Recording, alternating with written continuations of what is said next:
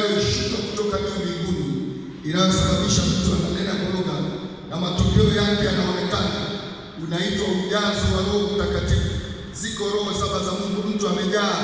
Yesu Biblia anasema akijaa Roho Mtakatifu, akijaa Roho Mtakatifu. Yako matunda hayo 9 tunasema matokeo ya mtu aliyejazwa Roho Mtakatifu yanadhihirika kwa huyo mtu aliyemwamini Yesu. Nimejaribu kuweka huo msingi, halafu nianze kukupa faida moja baada ya nyingine. Faida moja baada ya nyingine.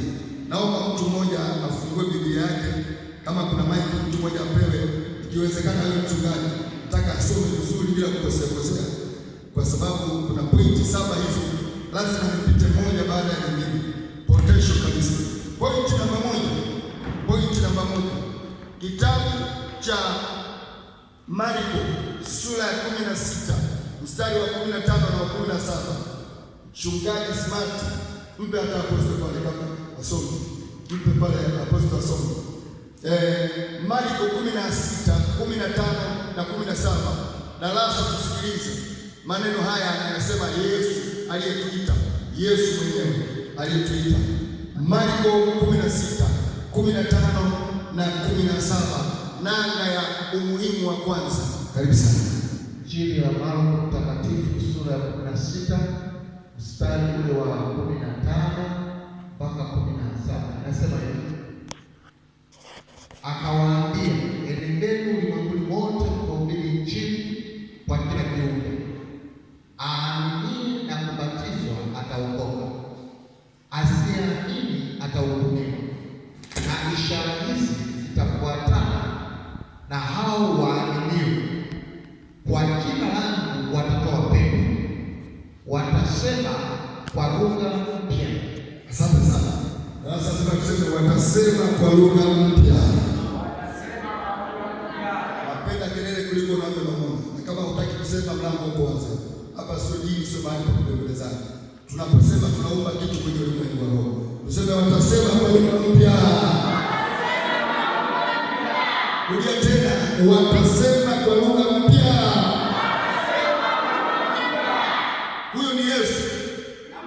Huyo ni Yesu. Na alipoanza kusoma mstari wa 15 anasema, nendeni mkahubiri Injili, watu waokoke. Amen. Kwa hiyo faida namba moja ni hii. Kumbe anayenena kwa lugha mpya anathibitisha kuwa ameokoka. Ndio maana huduma yetu inaitwa uamsho na uthibitisho. Mtu akikwambia nithibitishie wokovu wako, unamwambia nini? Ndio maana makanisa leo yanatembea na barua mbalimbali. Tumepokea wapagani wana barua mpaka za maaskofu na hawajawahi kuokoka. Vitambulisho moja ya vitambulisho vya watu waliookoka kibiblia. Biblia inasema watakaoamini, watakaookoka. Ishara hizi, dalili hizi zitaambatana na wao. Moja wapo ni kunena kwa lugha kwa uwezo wa Roho Mtakatifu. Ili uone umuhimu wa jambo hili, utaniuliza mwalimu, mimi niliokoka sijaokoka? Umeokoka, ila kuna jambo umepungukiwa. Au yanielewa nikisema? Kwani unaweza kuwa Mtanzania lakini una cheti cha uraia wa Tanzania? Si kuna jambo umepungukiwa? Hujui kwa sababu hujavuka mipaka ya nchi. Sisi tuliovuka mipaka ya nchi tulizi, utaelewa umuhimu wa kitambulisho cha Tanzania.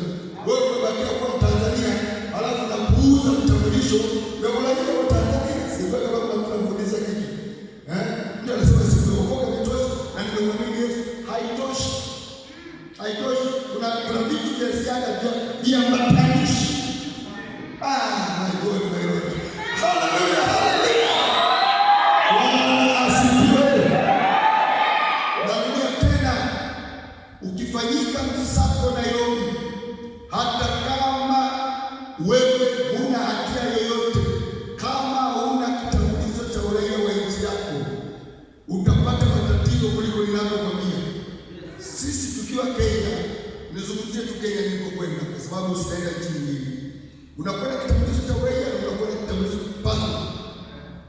Ni vya lazima mahali popote unapokwenda, sahau chochote.